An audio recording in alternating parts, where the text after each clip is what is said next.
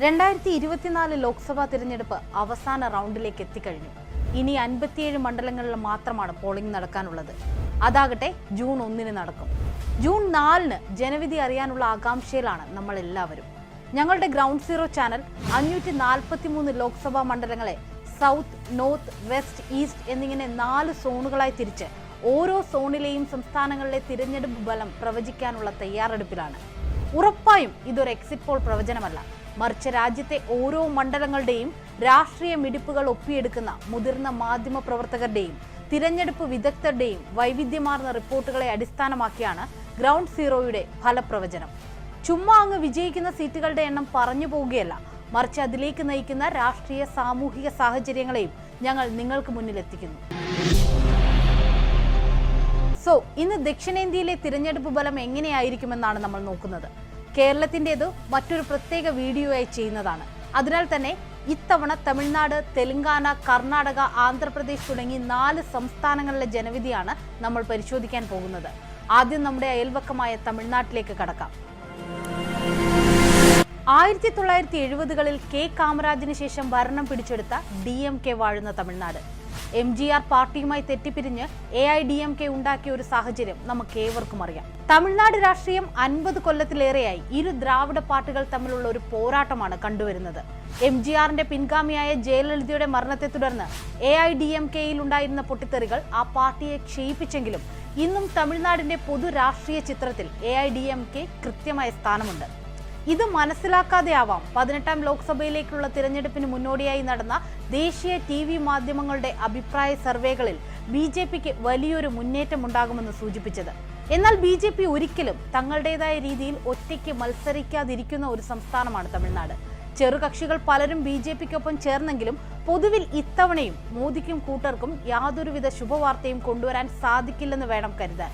ഇരട്ട അക്ക സീറ്റുകൾ നേടുമെന്ന് അവകാശവാദമുയർത്തി മോദിയുടെ നേതൃത്വത്തിൽ BJP നടത്തിയ അഗ്രസീവായ ഒരു ക്യാമ്പയിൻ തീരെ ഫലം കാണില്ലെന്നാണ് ഗ്രൗണ്ട് സീറോയുടെ വിലയിരുത്തൽ. നമുക്ക് ലഭിക്കുന്ന സൂചന അനുസരിച്ച് ഈ ക്യാമ്പയിൻ യാതൊരു ചലനവും ദ്രാവിഡ രാഷ്ട്രീയത്തിൽ ഉണ്ടാക്കിയിട്ടില്ലെന്ന് വേണം കരുതാൻ. DMK പടുത്തുയർത്തിയ ഇന്ത്യ മുന്നണി ശക്തമായി മുന്നോട്ട് നീങ്ങുന്നു. അല്പമൊക്കെ ഭരണവിരുദ്ധ വികാരം സ്റ്റാലിൻ നയിക്കുന്ന മന്ത്രിസഭയ്ക്കുണ്ടെങ്കിലും സഖ്യകക്ഷികളുമായുള്ള കൂട്ടായ പ്രവർത്തനം തിരഞ്ഞെടുപ്പിൽ തുണയ്ക്കും. 69.46% പോളിംഗ് ആണ് ഇക്കുറി തമിഴ്നാട്ടിൽ രേഖപ്പെടുത്തിയത്. കഴിഞ്ഞ വർഷത്തെ പോളിംഗ് 72.9 ആയിരുന്നു. 3% വോട്ടുകൾ കുറവുണ്ടെങ്കിലും ഇന്ത്യ മുന്നണി 39 സീറ്റും വിജയിക്കുമെന്നാണ് ഗ്രൗണ്ട് സീറോയുടെ കണക്കുകൂട്ടൽ. 21 സീറ്റിൽ DMK, 9 സീറ്റ് നേടി കോൺഗ്രസ്, 2 സീറ്റ് വീതം CPM, CPI, VCK എന്നിവർക്ക് കിട്ടും. 1 സീറ്റ് വീതം IUMLനും ADMKക്കും കിട്ടും. KMDK, DMK ചിഹ്നത്തിൽ മത്സരിച്ച സീറ്റിലും വിജയം കൊയ്യുമെന്ന് തന്നെയാണ് ഞങ്ങളുടെ പ്രവചനം. 1996 ശേഷം BS യെദ്യൂരപ്പയുടെ നേതൃത്വത്തിൽ BJP ശക്തമായ വളർച്ചയുണ്ടാക്കിയ സംസ്ഥാനമാണ് കർണാടക. ദക്ഷിണേന്ത്യയിൽ ആദ്യമായി BJP അധികാരം പിടിച്ച് സർക്കാർ രൂപീകരിച്ച സംസ്ഥാനം. 2019 51.7% വോട്ട് നേടി 28ൽ 25 സീറ്റും BJP സ്വന്തമാക്കി. മാണ്ഡ്യയിലെ സ്വതന്ത്ര സ്ഥാനാർത്ഥി സുമലതയുടെ സീറ്റും കൂടി ചേർത്ത് ടോട്ടൽ 26 സീറ്റ് നേടിയാണ് അന്നവർ അധികാരത്തിലെത്തിയത്. കോൺഗ്രസിന് വെറും ഒരൊറ്റ സീറ്റിലേക്ക് ഒതുങ്ങേണ്ടി വന്നു. എന്നാൽ കഴിഞ്ഞ കൊല്ലം നടന്ന അസംബ്ലി തിരഞ്ഞെടുപ്പിൽ കാര്യങ്ങൾ ആകെ മാറിമറിഞ്ഞു. സിദ്ധരാമയ്യ, DK ശിവകുമാർ കൂട്ടുകെട്ട് കോൺഗ്രസിനെ ഭരണത്തിലേറ്റി. 2019 31.17% വോട്ടെന്നത് 2023 42.88% വർദ്ധിച്ചു. 224 സീറ്റിൽ 135 സീറ്റിൽ കോൺഗ്രസ് വിജയിക്കുകയും ചെയ്തു.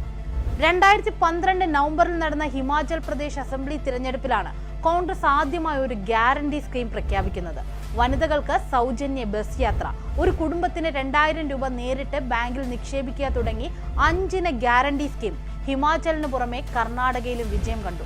ഇക്കുറി ദേശീയ തിരഞ്ഞെടുപ്പാണ് നടന്നതെങ്കിലും DK ശിവകുമാർ, സിദ്ധരാമയ്യ കൂട്ടുകെട്ട് അത് തദ്ദേശീയ തലത്തിലേക്ക് മാറ്റാൻ കഴിഞ്ഞു.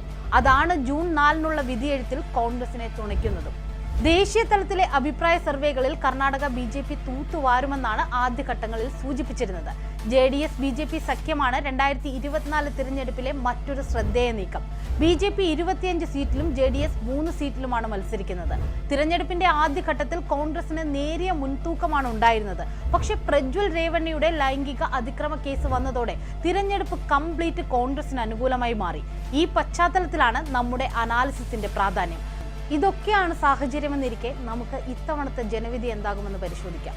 ജനവിധി 2024 പ്രവചന പ്രകാരം കോൺഗ്രസിന് 20 സീറ്റും BJP JDS സഖ്യത്തിന് 8 സീറ്റും ലഭിക്കും. ദേശീയ തലത്തിൽ കോൺഗ്രസിന്റെ ഉയർത്തെഴുന്നേൽപ്പിനുള്ള ഊർജം കിട്ടുക കർണാടകയിൽ നിന്നുമായിരിക്കുമെന്നാണ് ഗ്രൗണ്ട് സീറോ ജനവിധി 2024 വിലയിരുത്തൽ. 2014 ആന്ധ്രയെ വിഭജിച്ച് രൂപീകരിച്ച സംസ്ഥാനമാണ് തെലങ്കാന. അന്നു മുതൽ തെലങ്കാന രാഷ്ട്രീയ സമിതിയുടെ മേൽക്കോയ്മയാണ് സംസ്ഥാനത്തുണ്ടായിരുന്നത്. 2019 TRSന് 9 സീറ്റും BJPക്ക് 4 കോൺഗ്രസിന് 3 ഓൾ ഇന്ത്യ മജ്ലിസിന് 1 സീറ്റും എന്നതായിരുന്നു കക്ഷിനില. എന്നാൽ കഴിഞ്ഞ നവംബറിൽ നടന്ന അസംബ്ലി തിരഞ്ഞെടുപ്പിൽ രേവന്ത് റെഡ്ഡിയുടെ നേതൃത്വത്തിൽ കോൺഗ്രസ് വമ്പൻ ഒരു തിരിച്ചുവരവാണ് നടത്തിയത്. ഒരു സംസ്ഥാന തിരഞ്ഞെടുപ്പ് നടന്നതിന് ശേഷം ഒരു കൊല്ലത്തിനകം മറ്റൊരു തിരഞ്ഞെടുപ്പ് അവിടെ സംഭവിച്ചാൽ 60% വിജയസാധ്യത ആ അസംബ്ലി തിരഞ്ഞെടുപ്പിൽ ജയിക്കുന്ന പാർട്ടിക്കായിരിക്കും. ഇതേ ഫോമുല അപ്ലൈ ചെയ്താൽ ഇവിടെ കോൺഗ്രസിന് 60% ജയസാധ്യതയുണ്ടെന്നർത്ഥം. ഇക്കഴിഞ്ഞ മാസങ്ങളിൽ കോൺഗ്രസ് അവരുടെ വാഗ്ദാനങ്ങൾ നിറവേറ്റിയത് സംസ്ഥാനത്ത് ഒരു അനുകൂല തരംഗം ഉണ്ടാക്കിയിട്ടുണ്ട്. പാർട്ടിയുടെ പേര് ഭാരതീയ രാഷ്ട്രസമിതി എന്നാക്കി ദേശീയ തലത്തിൽ തന്നെ ഒരു മന്ത്രിസഭ രൂപീകരിക്കാൻ വേണ്ടി മുൻ മുഖ്യമന്ത്രി ചന്ദ്രശേഖർ റാവു നടത്തിയ ശ്രമം വിഫലമായിരുന്നു. അസംബ്ലി തിരഞ്ഞെടുപ്പിന് ശേഷം തെലങ്കാനയിൽ ഒരു പ്രധാനപ്പെട്ട സംഭവം ഉണ്ടായി. ഡൽഹി മദ്യ അഴിമതി കേസിൽ ചന്ദ്രശേഖർ റാവുവിന്റെ മകൾ K കവിത അറസ്റ്റിലായതും ജയിലിലായതും റാവുവിനും പാർട്ടിക്കും തിരിച്ചടിയായി. ഒപ്പം തന്നെ പാർട്ടിയിൽ നിന്നുള്ള അണികളുടെ കൊഴിഞ്ഞുപോക്ക് BRSനെ നന്നെ ക്ഷീണിപ്പിച്ചിട്ടുമുണ്ട്. അതുപോലെ BJPയുടെ സംസ്ഥാനതല നേതൃമാറ്റവും ആ പാർട്ടിയെ വല്ലാണ്ട് പ്രതിരോധത്തിലാക്കി. ഇതൊക്കെയാണ് സംസ്ഥാനത്തെ രാഷ്ട്രീയ സാഹചര്യമെന്നിരിക്കെ ഈ ലോക്സഭാ തിരഞ്ഞെടുപ്പിൽ ഓരോ പാർട്ടിക്കും എത്ര സീറ്റ് കിട്ടുമെന്നാണ് നമ്മൾ നോക്കുന്നത്. കോൺഗ്രസിന് 12 സീറ്റും BJPക്ക് 3 സീറ്റും BRSന് 1 സീറ്റും OYCയുടെ AIMIMന് 1 സീറ്റും ലഭിക്കുമെന്നാണ് ഗ്രൗണ്ട് സീറോയുടെ വിലയിരുത്തൽ. ആന്ധ്ര വിഭജനത്തിന് ശേഷം കോൺഗ്രസിനും BJPക്കും സംസ്ഥാനത്തൊട്ടും വേരോട്ടമുണ്ടായിട്ടില്ല.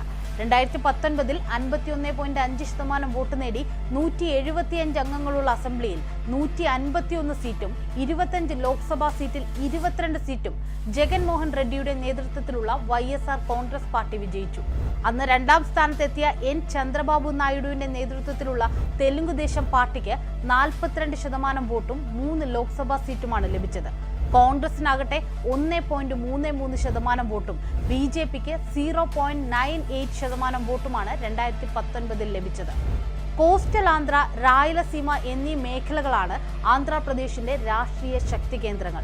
മോദിയുടെ നേതൃത്വത്തിൽ 2014 NDA സർക്കാർ അധികാരത്തിൽ വന്നപ്പോൾ അന്ന് അവരുടെ കൂട്ടത്തിലുണ്ടായിരുന്ന ചന്ദ്രബാബു നായിഡു മുന്നണി വിട്ട് 2019 തനിച്ചാണ് മത്സരിച്ചത്. എന്നാൽ നൈപുണ്യ സ്കീം അഴിമതി കേസിൽ അറസ്റ്റിലായി ജയിലിൽ കിടന്ന് പിന്നീട് പുറത്തുവന്ന ചന്ദ്രബാബു നായിഡു ഇക്കുറി വീണ്ടും BJPയോടൊപ്പം സഖ്യമുണ്ടാക്കാൻ നിർബന്ധിതനായി. എന്തു പോരായ്മകൾ ഉണ്ടായാലും ജഗൻമോഹൻ റെഡ്ഡിക്കും YSR CPക്കുമെതിരെ ഭരണവിരുദ്ധ വികാരമുണ്ടോ എന്ന് ചോദിച്ചാൽ ആന്ധ്രയിൽ ഒട്ടും അത് കാണാനില്ല. അതിന്റെ കാരണങ്ങൾ ഇതൊക്കെയാണ്. വിദ്യാഭ്യാസ തലത്തിലുണ്ടാക്കിയ മാറ്റങ്ങൾ, പാവങ്ങൾക്ക് ഊന്നൽ നൽകിയിട്ടുള്ള ജനക്ഷേമ പദ്ധതികൾ തുടങ്ങിയവ ജനങ്ങൾക്കിടയിൽ ജഗൻമോഹൻ റെഡ്ഡിയുടെ മതിപ്പ് വർദ്ധിപ്പിച്ചിട്ടുണ്ട്.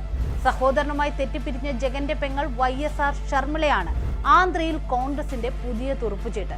അതുകൊണ്ട് തന്നെ കടപ്പയിൽ മത്സരിക്കുന്ന ശർമിളയ്ക്ക് കോൺഗ്രസിനെ രാഷ്ട്രീയമായി ഉയർത്താനാകുമോ എന്നാണ് രാജ്യം ഉറ്റുനോക്കുന്നത്.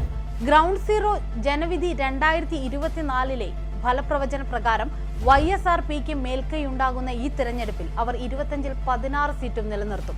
കടപ്പയിൽ കോൺഗ്രസിന് വിചാരിച്ചത്ര പുരോഗതി ഉണ്ടാക്കാൻ സാധിച്ചില്ലെങ്കിൽ TDP BJP സഖ്യം 9 സീറ്റ് നേടാനും സാധ്യതയുണ്ട്.